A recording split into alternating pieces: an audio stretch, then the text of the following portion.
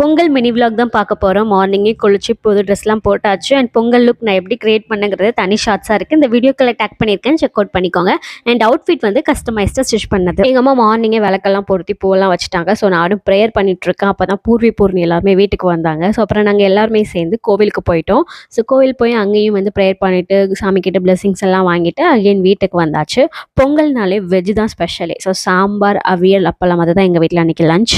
தென் captain மில்லருக்கு ticket book பண்ணியிருந்தேன். So movie பார்க்க போயாச்சு. படம் எப்படி இருந்துச்சுன்னு கேட்டிங்கன்னா, பீங் தனுஷ் ஃபேன் நானே சொல்கிறேன், எனக்கு அவ்வளோவா சாட்டிஸ்ஃபைடு இல்லை. நல்லா போயிட்டு இருந்த மாதிரி இருந்துச்சு. திடீர்னு ஒரு பாட்டில் எப்படா படம் முடியும் அந்த மாதிரி ஆயிட்டு. பிகாஸ் தலைவர் வந்து நிறைய படம் சூப்பராக கொடுத்துட்டு இதை கம்பேர் பண்ணும்போது அந்த அளவுக்கு ஒர்த் இல்லை அப்படின்னு தான் தோணுச்சு. அப்புறம் வீட்டுக்கு வந்து ட்ரெஸ் சேஞ்ச் பண்ணிட்டு கண்டிப்பாக அந்த மேக்கப் ரிமூவ் பண்ணிட்டு தான் தூங்கணும். ஏன்னா மார்னிங்லேருந்து மேக்கப்போடையே சுற்றிட்டு இருக்கேன். ஸோ கடலமா வச்சு 2 வாட்டி ஃபேஸ் வாஷ் பண்ணிவிட்டு அதுக்கப்புறம் ஒரு ஃபுல் பவுலில் தண்ணி எடுத்து ஃபேஸ் நல்லா டிப் பண்ணிவிட்டு அப்படியே நல்லா க்ளீன் பண்ணிவிட்டு தூங்க போயிட்டேன். பாய்.